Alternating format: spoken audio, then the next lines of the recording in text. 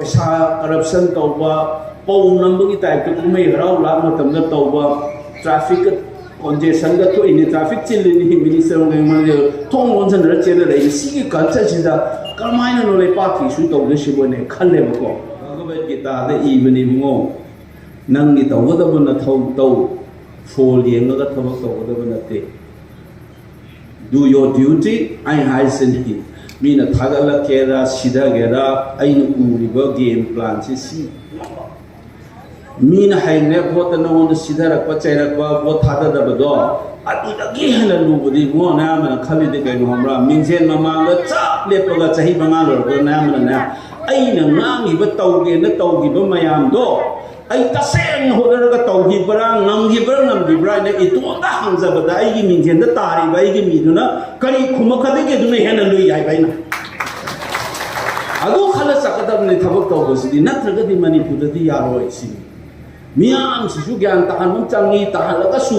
लेइबो फिबम सिना यारोइदबो खरा लेसे अखोइनि याम तोइन तोइ वारि चाने खुदम मन मा हाइजे ngरang han so mu thole tv dai ngang da boli chu se saudre nokning mo pole du aina khale mi do na te ba problem hoi ai khoi television da ngang na ri mam se public sphere ka wi ai khoi miang di wa khalo ngang na sangari bu mawong marin je befa de gi yengara chatna bi de yengara natraga अखंग खंग ngangai ra khang da na khangjin na ba sara ngangai ra kai se ai khoi da di chahi kuthra ni thu azawa ra khuni na khang ne khang da ba po se ai khoi di khang di hai ba na me ba sa da si su oza ni nai hai ba ne oza ai se kadar yam kan mani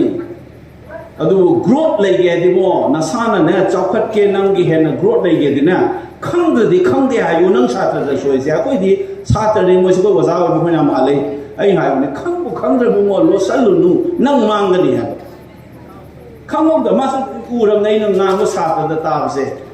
sa tra ngai ja ko nya he te ya pu de su khang khang da ba ma dum ama du na hai rak pa da na khang sa ikai da no za ni professor ni ga na lo san da na a taw roi bai de na hai ji bi mo kai de no a kana no nang che dong da pu ga ga dra adu gi article do nang ai mon hen ko fu pi ro hai ho adu khang om bu du na hai mon de he na kan na ho ba ai mon da di अइमोंद अइना अंगांग लाइदे खाइ मोइदो सु हाइबनी अइमोंद लुपा 500 यावबसे तामोनंग अइमोंद लुपा 200 खता पिरोबदा अइना नोंद 200 पिगिबदा अइगी फिकाउदा लुपा 200 ताना ले होंदोइनी बट नॉलेज दि अइना खंगबा वासे नंगना खंगदबा महंगता अइना नोंदा वारासे आजा खंगजे हाइगिबदने अखंग पोतो अइमोंद सुदुम ले होने कै मांगजदा ने नॉलेज अदुना खंगा अमसु खंगब जे मुक लोय मो पुनसिदो ओजाइ से लोय खंग पोते ना always have this modesty na खंगो हाइबसे अखोइ सिदन ना पकांग द ngang बगी पो कल्चर अमसु ले by ngarang han ngang gi kai do kamai ngangai lugai se ai se haining da bawa ni ko miam da sai अखोइ से मियाम सिदा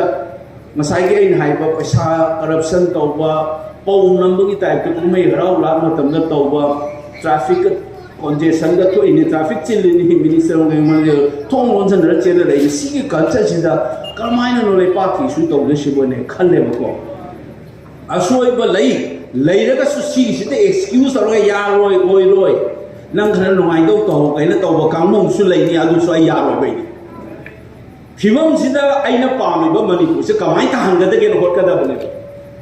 मियाम न ज्ञान तारे न मियाम नम चैशन मग नंग नाम एक्सक्यूज लो चक्र दी अखो पुल पुथल न दोने बा नंग लीडर हो के थोला पुली न मियाम या सो आई सु थोकनी सिगी चैलेंजेस से ले दी पॉलिटिक्स आईसीटी अखो मसेन मा को चिन्हन को होना रनी